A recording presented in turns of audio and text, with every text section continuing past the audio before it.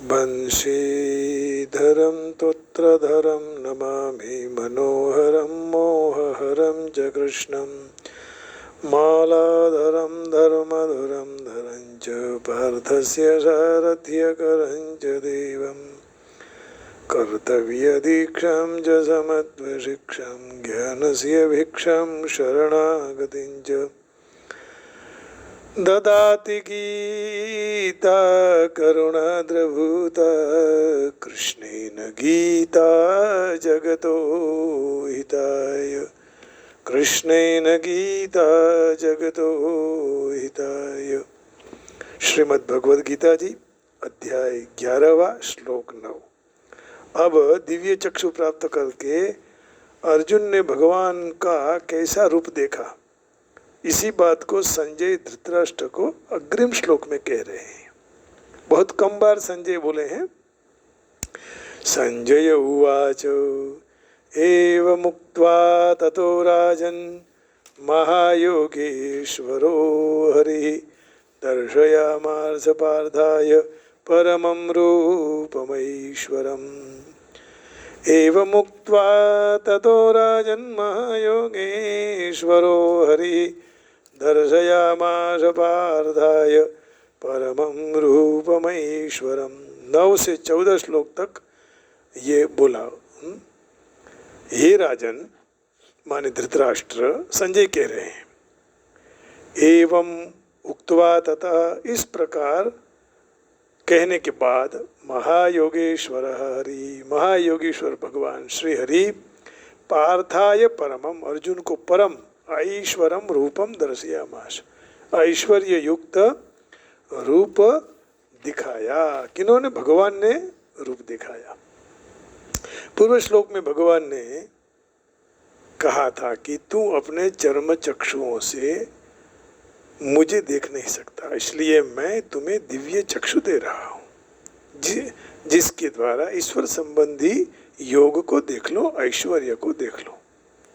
अब यहाँ संकेत यही संजय एवं मुक्त्वा पद से किया है। चौथे श्लोक में अर्जुन ने भगवान को योगेश्वर कहे, यहाँ संजय भगवान को महायोगेश्वर कर रहे हैं। संजय उवाच एवं मुक्त्वा ततो राजन् महायोगेश्वरो हरिः दर्शयामास पार्थाय परमं रूपमैश्वरम्। तो इसका तात्पर्य ये हुआ कि भगवान ने अर्जुन की प्रार्थना से बहुत ही अपना विश्व रूप जो बड़ा था दिखा दिया। भक्त की तो किंचित भी यदि वास्तविक रुचि भगवान की ओर हो तो भगवान उसको अपनी अपार शक्ति से पूर्ति कर देते हैं। तृतीय श्लोक में अर्जुन ने जो रूप के लिए रूपम ऐश्वरम कहा, वही रूप के लिए यहाँ संजय ने परमम रूपम ऐश्वरम। इसका तात्पर्य यही हुआ कि भगवान का विश्व रूप बहुत ही विलक्षण है। सारे योगों के महान ईश्वर भगवान श्री कृष्ण ने ऐसा विलक्षण अलौकिक अद्भुत विश्व रूप दिखाया, जिससे धैर्य से जितेंद्रिय शूरवीर और भगवान के पास प्राप्त दिव्य दृष्टि वाले अर्जुन ने भी दुर्निरीक्ष्य कहना पड़ा। क्योंकि दिव्य दृष्टि वाला अर्जुन भी बोला, धैर्यशील जितेंद्रिय शूरवीर भगवान से प्राप्त दिव्य दृष्टि वाला अर्जुन भी कह रहा है कि दुर्निरीक्ष्य।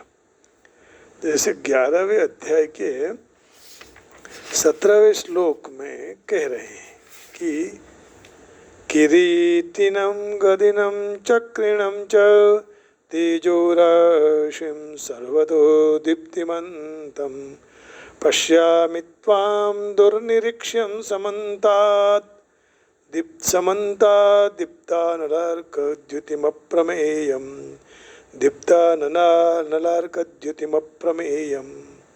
मैं अपने मुकुट गदा चक्र शंख और पद्म धारण करके हुए आपको देख रहा हूँ। आपने सारी ओर से सारी तरफ से तेज के पुंज स्वरूप प्रकाशमान देदीप्यमान अग्नि और सूर्य जैसी कांति वाले नेत्र द्वारा न देख सके ऐसा सारी ओर से अप्रमेय स्वरूप देख रहा हूँ। दुर्निरीक्ष्यम, इसका अर्थ ये कहा कि नेत्रों के द्वारा बहुत कठिनाई से दिखाई दे या दिखाई भी न दे, और भयभीत होना पड़ा। कौन भयभीत हो गया? अर्जुन। ततस्य विस्मयाविष्टो रुष्टरो मा धनंजय प्रणम्य शिरसा देवम कृतांजलिरभासत। आश्चर्य में डूब हो गया, उसका शरीर रोमांचित हो गया। तो भय के साथ कि ये क्या, कैसा दिव्य स्वरूप है। तो भगवान ने भी व्यपेत भी ही कह के अर्जुन को आश्वासन देना पड़ा। व्यपेत भी ही, है ना। 11वें के 45वें श्लोक में वो डर गया और भगवान को कहना पड़ा व्यपेत भी। अदृष्ट पूर्वं रसितोस्मि दृष्ट्वा भयेन च प्रव्यथितं मनो मे तदेव मे दर्शय देवरूपं प्रसीद देवेश जगन्निवास। अदृष्टपूर्वं रुषितोस्मि दृष्ट्वा भयेन च प्रव्यथितं मनो मे तदेव मे दर्शय देवरूपं प्रसीद देवेश जगन्निवास। पहले कभी ऐसा आपके रूप को मैंने देखा नहीं है और इस बार मैं देख के हर्षित हो रहा हूँ। साथ साथ भय के कारण मेरा मन व्याकुल भी हो रहा है। इसलिए आप मुझे वह चतुर्भुज शांत विष्णुरूप दिखाड़ो। शांताकारं भुजगशयनं पद्मनाभं सुरेशं विश्वाधारं गगनसदृशं मेघवर्णं शुभांगं लक्ष्मीकान्तं कमलनयनं योगिभिर्ध्यानगम्यं वन्दे विष्णुं भवभयहरं सर्वलोकैकनाथं। तो कहा, हे जगन्निवास, मुझे शांत रूप दिखाइए और मुझ पर प्रसन्न हो जाइए। भगवान ने कहा, डरने की जरूरत नहीं है। मा ते व्यथा मा च विमूढ़ भावो दृष्ट्वा रूपं घोरमीन्द्रं ममेदं व्यपेत विप्रीतमनः पुनस्त्वं तदैव मे रूपमिदं प्रपश्य।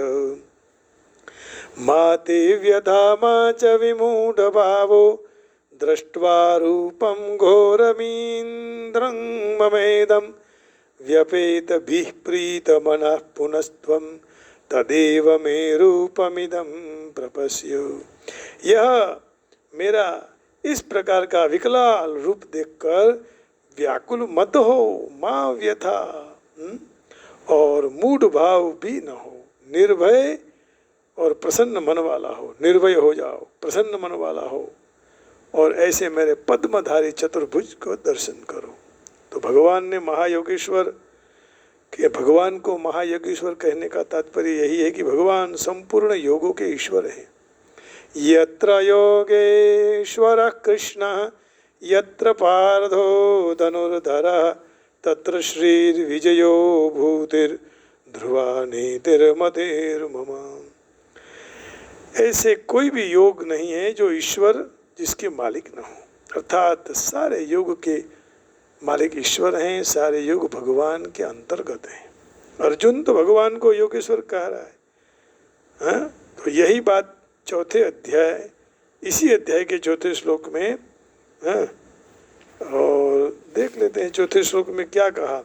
मन्यसे यदि तच्छक्यं मया द्रष्टुमिति प्रभो योगेश्वर ततो मे त्वं दर्शयात्मानमव्ययम्। यहाँ अर्जुन ने योगेश्वर कहा। मन्यसे यदि तच्छक्यं मया द्रष्टुमिति प्रभो योगेश्वर ततो मे त्वं दर्शयात्मानमव्ययम्। तो यहाँ सारे योग के मालिक भगवान ईश्वर हैं। वहाँ अर्जुन ने योगेश्वर कहा, लेकिन यहाँ संजय ने महायोगेश्वर। कारण यही है कि संजय भगवान से पहले से ही अर्जुन से ज़्यादा जानते थे और संजय से ही वेद व्यास जी भगवान ज़्यादा जानते थे। अर्जुन से ज़्यादा जानते थे संजय और संजय से ज़्यादा जानते थे वेद व्यास जी। अब वेद व्यास की कृपा से संजय ने भगवान और अर्जुन का संवाद सुना। व्यास प्रसादाच्युतवान् एतद् गुह्यमहं परम्। व्यास प्रसादाच्युतवान् एतद् गुह्यमहं परम्। वेद व्यास जी से भी ज्यादा भगवान ने स्वयं भगवान जानते हैं। तो 18वें अध्याय के 75वां श्लोक है, 18 का 75वां। भगवान से भी भगवान, भगवान से भी व्यास जी से भी भगवान ज्यादा जानते हैं और भगवान से भी भगवान ज्यादा जानते हैं। व्यास प्रसादाच्युतवान् एतद् गुह्यम् अहं परम्। योगम योगेश्वरात् कृष्णात् साक्षात् कथयत स्वयं। व्यास प्रसादाच्युतवान् एतत् गुह्यमहं परम्। योगम योगेश्वरात् कृष्णात् साक्षात् कथयत स्वयं। श्री व्यास जी की कृपा से मैं स्वयं इस परम गोपनीय युग गीता ग्रंथ को कहते साक्षात योगेश्वर भगवान श्री कृष्ण ने अपने मुख से कहा है।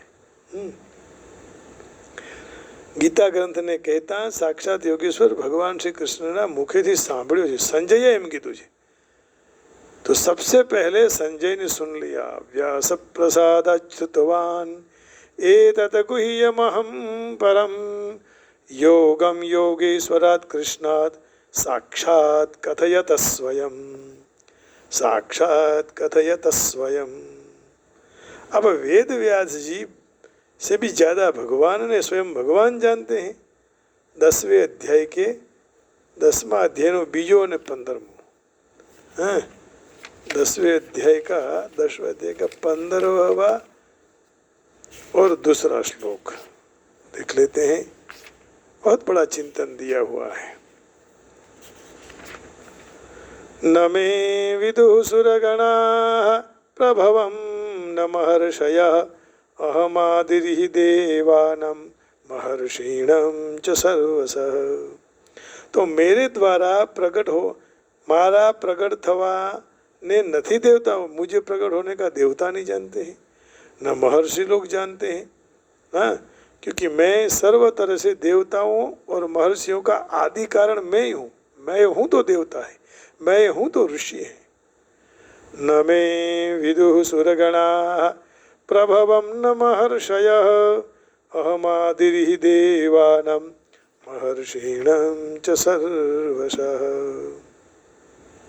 और 15वें में कहा स्वयमेवात्मनात्मानं वेत्तत्वं पुरुषोत्तम भूतभावन भूतेश देवदेव जगतपते। हे भूत भावन, हे सारे भूतों के ईश्वर, देवों के देव, जगत के स्वामी पुरुषोत्तम, आप स्वयं अपने द्वारा अपने को जानते हो। वाह भाई वाह। तो संजय जितना अर्जुन जितना नहीं जानते हैं उतना ज़्यादा संजय जी जानते हैं। संजय जी जितना नहीं जानते हैं उतना व्यास जी जानते हैं, और व्यास जी जितना नहीं जानते हैं उतना भगवान स्वयं खुद जानते हैं। तो ये सारी बात यहाँ चर्चित की गई, चर्चा की गई। तो वेद व्यास जी से भी भगवान ज़्यादा जानते हैं। अब संजय भगवान के परम ऐश्वर्य रूप का वर्णन 2 श्लोकों में करते हैं। संजय ने भी वेद व्यास जी महाराज के साथ पास से दिव्य दृष्टि प्राप्त की, इसलिए अर्जुन के साथ साथ उनको भी भगवान के विश्व रूप का दर्शन हो गया। 18 अध्याय के 77वां श्लोक। व्यास जी को दर्शन हुए तो वहाँ थे वो संजय जी, तो संजय जी को भी दर्शन हो गया, तो वो भी भाग्यशाली थे। और इसलिए राजन को सब कह रहे हैं कि भगवान ही सब कुछ है। राजन संस्मृत्य संस्मृत्य संवादमिव मद्भुतम्। संजय जी कह रहे हैं केशवार्जुनयो पुण्यम ऋष्यामि च पुनर्पुनः। राजन संस्मृत्य संस्मृत्य, ये भगवान कृष्ण जी का और अर्जुन जी का संवाद सुनकर याद करते करते मैं बहुत हर्षित हो जाता हूँ। केशवार्जुनयोः पुण्यं हृष्यामि च पुनः मुहुर्मुहुः राजन् संस्मृत्य संस्मृत्य संवादमिममद्भुतं केशवार्जुनयोः पुण्यं हृष्यामि च हृष्यामि च मुहुर्मुहुः। तो अब 2 श्लोकों में संजय भगवान के परम ऐश्वर्य रूप का वर्णन करते हैं, वो हम कल करेंगे। आज यहाँ ही विराम देते हैं, क्योंकि हमें और भी थोड़ा चिंतन इसमें से प्राप्त करना है। तो संजय ने कहा कि सर्व योग शक्ति के परमेश्वर ऐसे परम योगी भगवान ने अर्जुन को अपने विश्व रूप को दिखा दिया। संजय उवाच एव मुक्त्वा ततो राजन् महायोगेश्वरो हरि दर्शयामास पार्थाय परमं रूपमैश्वरम् परमं रूपमैश्वरम्। अब देखो, संजय उवाच एव मुक्त्वा ततो राजन् महायोगेश्वरो Hari. Sanjay said, my lord, having spoken thus, Sri Krishna, the supreme master of yoga, forthwith revealed to Arjuna his supremely glorious divine form. Sanjaya said, my lord, having spoken thus, Sri Krishna, the supreme master of yoga, forthwith revealed the Arjuna his supremely glorious divine form. अब ये क्या कह रहे हैं, थोड़ा अर्थ इनका भी देख लेते हैं। ये सरलता से बता रहे हैं।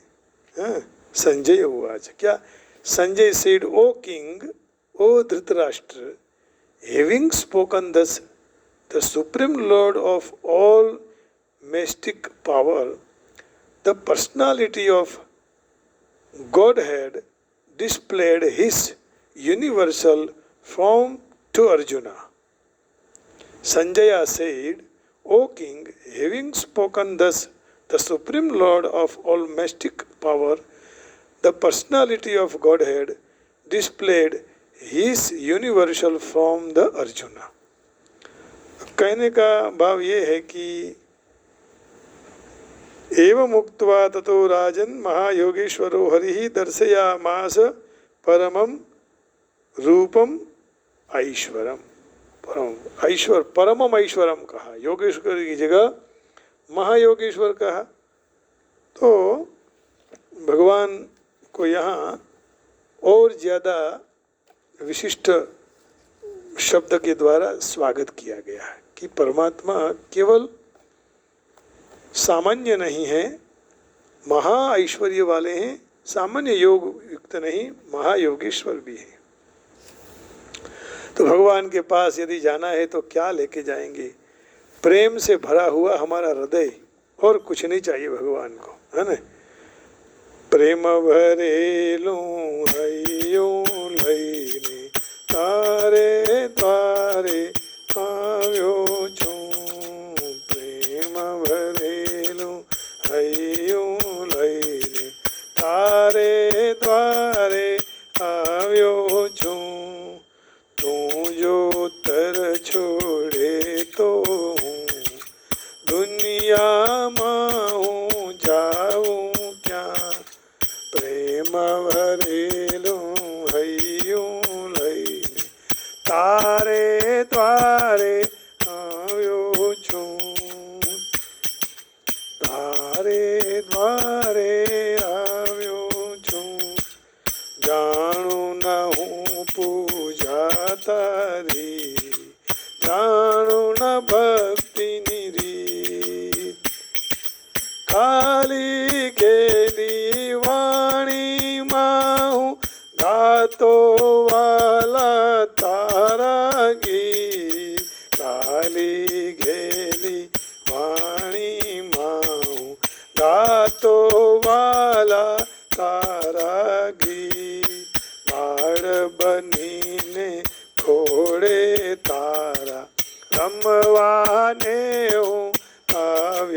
છું, પ્રેમ ભરેલું હૈયું લઈને તારે દ્વારે આવ્યો છું. તું જો તર છોડે તો દુનિયામાં હું જાઉં ક્યાં? તું જો તર છોડે તો દુનિયામાં હું જાઉં ક્યાં? પ્રેમ ભરેલું હૈયું લઈને તારે દ્વારે આવ્યો છું. સંસારીના સુખડા કેરી વાત વિસારી મેલી છે. દીન દયાળુ રણછોડરાયા એક હવે તું બેલી છે. સંસારીના સુખડા કેરી વાત વિસારી મેલી છે. દીન દયાળુ રણછોડરાયા એક હવે તું બેલી છે. કંઈક જન્મના પાપો મારા ધોવાને હું આવ્યો છું. કંઈક જન્મના પાપો મારા ધોવાને હું આવ્યો છું. પ્રેમ ભરેલું હૈયું લઈને તારે દ્વારે આવ્યો છું. વાલા તારા દર્શન કાલે મનનું મારું તલસે છે. બિંદુની આ કલડીમાં અશ્રુ ધારા વરસે છે. ચાકર થઈને ચરણે તારા રહેવાને હું આવ્યો છું. પ્રેમ ભરેલું હૈયું તારું તારે દ્વારે લઈને આવ્યો છું. પ્રેમ ભરેલું હૈયું લઈને તારે દ્વારે આવ્યો છું. તારે દ્વારે આવ્યો છું. રાધે કૃષ્ણ રાધે કૃષ્ણ રાધે રાધે કૃષ્ણ ગોપાલ કૃષ્ણ ગોપાલ કૃષ્ણ ગોપાલ કૃષ્ણ ગોવિંદ જય જય ગોપાલ જય જય રાધા રમણ હરિ ગોવિંદ જય ગોવિંદ જય જય ગોપાલ જય જય રાધા રમણ હરિ ગોવિંદ જય જય ગોવિંદ જય જય ગોપાલ જય જય રાધા રમણ હરિ ગોવિંદ જય જય ગોવિંદ જય જય ગોપાલ જય જય ગોવિંદ જય જય ગોપાલ જય જય રાધા રમણ ગોવિંદ જય જય રાધા રમણ હરિ ગોવિંદ જય રાધા રમણ હરિ ગોવિંદ જય. નમઃ શિવાય ઓમ નમઃ શિવાય હરે હરે બોલે નમઃ શિવાય નમઃ શિવાય ઓમ નમઃ શિવાય નમઃ શિવાય ઓમ નમઃ શિવાય નમઃ શિવાય ઓમ નમઃ શિવાય નમઃ શિવાય ઓમ નમઃ શિવાય હરે હરે બોલે નમઃ શિવાય નમઃ શિવાય ઓમ નમઃ શિવાય. બોલીએ શ્રી રાધા વર કૃષ્ણચંદ્ર भगवान की जय. आज के सत्संग की जय.